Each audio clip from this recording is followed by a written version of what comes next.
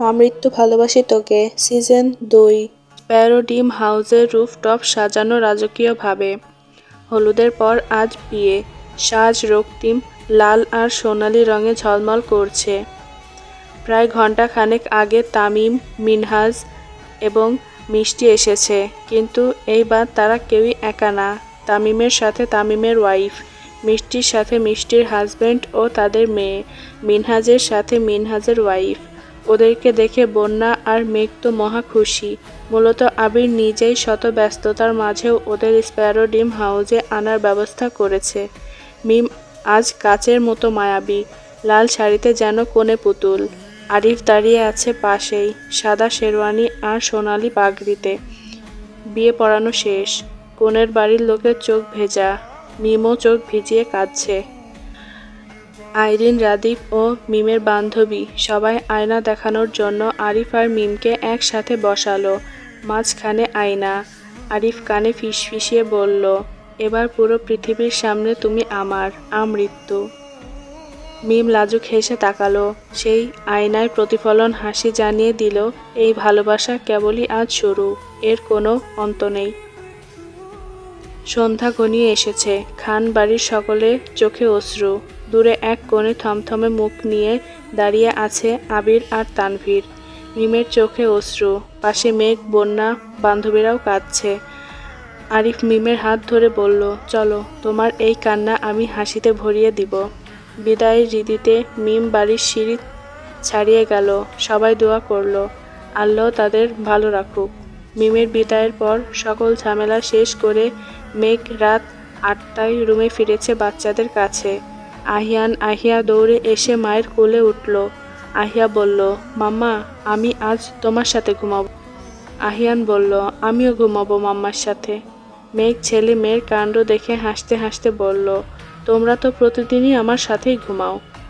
এবার আহিয়া বলল, মাম্মা, আমি দাদু ভাইয়ের সাথে ঘুমাবো না। এবার মেঘ বুঝল পুরো কথাটা। একটা হাসি দিয়ে আহিয়া ও আহিয়ানকে কাছে টেনে কোলে বসিয়ে বলল, গত কয়েকদিন তোমার মিম ফুপ্পির বিয়ে ছিল, তাই আমাদের ঘুমাতে অনেক রাত হতো। আমি নানান কাজে ব্যস্ত থাকতাম। তোমাদেরকে তোমাদের দাদুভাই ঘুম পাড়িয়ে দিত ঠিকই, কিন্তু আমি রাতে যখন ঘুমাতে আসতাম তখন তোমাদেরকে আমার কাছে নিয়ে আসতাম। তোমরা রাতে আমার কাছেই ঘুমাতে, বুঝেছো মাম্মা? আমি পেছনে দাঁড়িয়ে বলল, আমার মায়ের কি নিয়ে এত অভিমান হয়েছে? আহিয়া দৌড়ে বাবার কোলে লাফিয়ে পড়ল, বলল, আমার পাপা এসেছে। আহিয়ান বলল, ঠিক আছে, পাপা তোর, মাম্মা আমার। এই কথা শুনে মেঘ আর আবির হেসে দিল।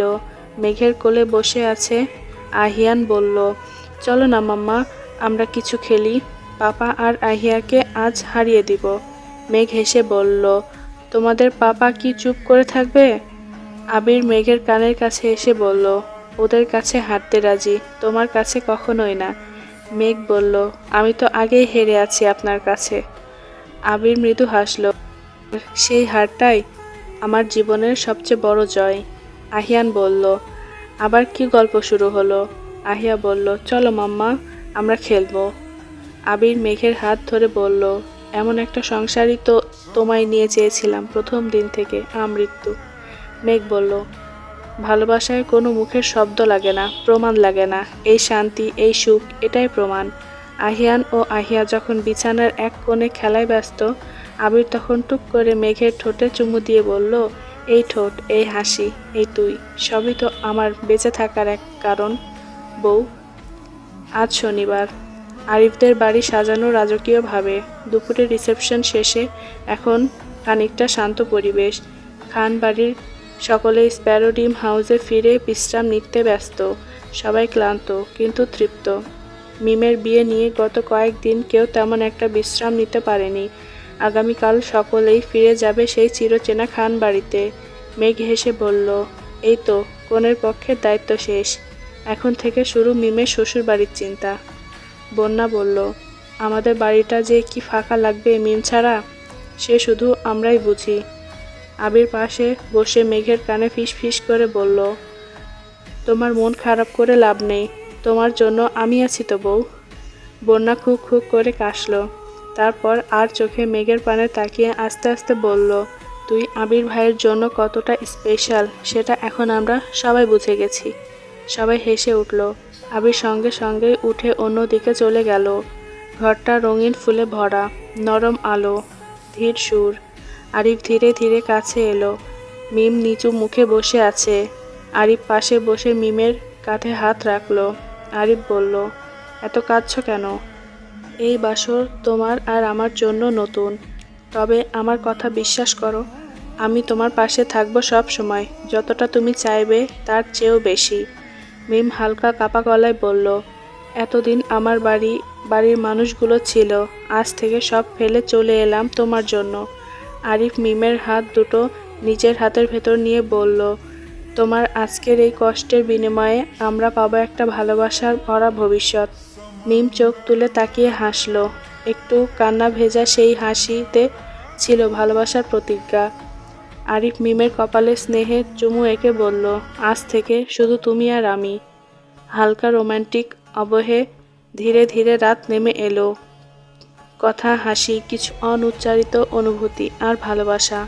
সময় গড়ায়। একটা মাস কেটে গেছে। মিম এখন পুরোপুরি আরিফের সংসারে ব্যস্ত। কখনো শাশুড়ির সাথে রান্নাঘরে, কখনো ননদের সাথে রাদিফের নাম জড়িয়ে দুষ্টুমি। গত এই 1 মাসে রাদিফের সাথে আইরিনের বেশ ভালো একটা সম্পর্ক হয়েছে। এখন তারা খুব ভালো বন্ধু। ভবিষ্যৎ তাদের সম্পর্ককে কোথায় নিয়ে যাচ্ছে বা যাবে সেটাই দেখার পালা। খান বাড়ি আবার সেই আগের মতো চঞ্চল। আহিয়া, আহিয়ান, ত্রিধা সবাই মিলে দিন দুপুরে ছোটাছুটি, বিকেলে আলী আহমদ খান, মোজাম্মেল খান ও ইকবাল খানের সাথে গল্প। মেঘ, বন্যা, তানভীর, আবির সবাই ব্যস্ত সংসার আর ভালোবাসায়। আবির মাঝে মধ্যে আহিয়াকে নিয়ে মাঠে ছুটে যায়। আহিয়ান বলে, পাপা গোল করব, তুমি ধরবা না, ঠিক আছে? আবির হেসে বলে, তোর জন্য আজও হেরে যাব? বন্যা ও মেঘ এখন পুরো সংসারের দায়িত্ব নিয়েছে। মালিহা খান, হালিমা খান ও আকলিমা খানকে সংসার জীবনের কর্ম থেকে ছুটি দিয়েছে মেঘ ও বন্যা। পুরো সংসার সহ তাদের সেবা করার ব্যস্ত সর্বক্ষণ। গত 1 সপ্তাহ হলো আদিকে লেখাপড়ার জন্য লন্ডনে পাঠানো হয়েছে।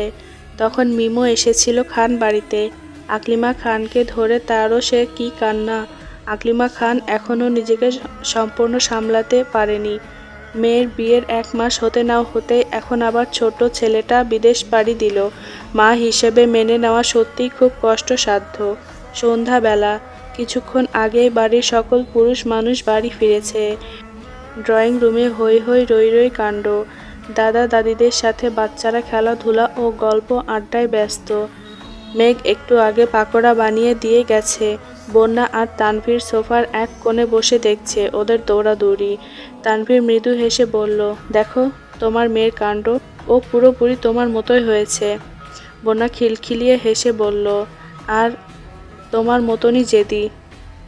ত্রিধা দৌড়ে এসে মায়ের পেটে মাথা লুকিয়ে বলল, মাম্মাম, আহিয়ান ভাইয়া আমার সাথে খেলতে চায় না। তানভীর মুচকি হেসে বলল, মামা, ও তোমার শুধু ভাইয়া হয়, আর আহিয়ান ভাইয়া বলে ডাকবে না। এবার ত্রিধা জিদ্দি সুরে ভাঙা ভাঙা কণ্ঠে বলল, না, ও শুধু আমার আহিয়ান ভাইয়া। তানভীর এবার মাথায় হাত দিয়ে বলল, ও মাই গড, বন্যা, আহিয়ান আর ত্রিধা তো মেঘ আবিরের কার্বন কপি। এই হাসি, এই শান্তি। তানভীর বন্যার জীবনে এটাই সবচেয়ে সুন্দর দিন। একটু দূরে মেঘ 2 তলার ব্যালকনিতে দাঁড়িয়ে নিচের ড্রয়িং রুমের দিকে তাকিয়ে আছে। আবির পেছনে এসে ওর কাঁধে হাত রাখলো। কি দেখছো? মেঘ মৃদু হাসলো। যে জীবনটা চেয়েছিলাম সেটা। আবির বলল, পেয়েছো? মেঘ মুচকি হেসে জবাব দিল, যতটা চেয়েছি তার থেকে বেশি। আবির মেঘের গাল স্পর্শ করে বলল, তোর মুখের এই হাসিটা, তোর বাচ্চাদের দৌড়াদৌড়ি, এই তো আমার বেঁচে থাকার কারণ। আর তুই তো আমার প্রাণ। মেঘের চোখে জল আসা হাসি দিয়ে বলল, আজকের আমি সত্যিই খুব শান্তিতে। মিম নতুন জীবনে, ভাইয়া আর বেবি সম্পন্ন হয়েছে। আর আমরাই তো অনেক আগেই নিজেদের মাঝে পূর্ণ হয়েছি। পেছন থেকে আহিয়ান দৌড়ে এসে বলল, পাপা, আমাদের সাথে নিচে চলো, আমরা খেলবো। আবির আহিয়ানকে কোলে নিল। তারপর মেঘকে নিয়ে নিচে ড্রয়িং রুমে সকলের সাথে এসে বসল। আহিয়া মেঝেতে বল ছুঁড়ে আবার হাসতে হাসতে পাপা মাম্মার কোলে এসে পড়ছে। আবির মাঝে মাঝে আহিয়ানকে কোলে তুলছে, আহিয়াকে ঠোঁটে চুমু দিচ্ছে। আহিয়া পাপাকে জড়িয়ে বলছে, পাপা তোমার চুলগুলো নষ্ট, আমি ঠিক করে দিচ্ছি। আবির হেসে বলল, তোমার মতো প্রিন্সেস থাকতে আমার চুল নিয়ে চিন্তা কে করে বলো? আহিয়া খিলখিলিয়ে হেসে উঠল। সবাই ঘুমিয়ে গেছে। সারাদিন হইচই শেষে পুরো বাড়ি নীরব। শুধু আকাশে থালার মতো মস্ত বড় চাঁদ, আর সেই চাঁদের আলোয় ভিজে থাকা খান বাড়ির ছাদ। সেই ছাদ মেঘ আর আবিরের পাশাপাশি বসা। কিছু না বলেও অনেক কিছু বলছে চোখ। হাতে হাত ধরে বসে আছে নীরবে।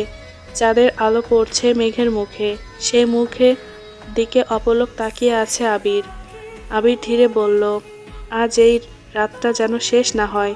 তুমি, আমি, এই ভালোবাসা সব যেন এখানেই থেমে যাক। মেঘ আস্তে কাঁধে মাথা রাখল। সময় শেষ হয়, কিন্তু ভালোবাসার কোথাও শেষ হয় না।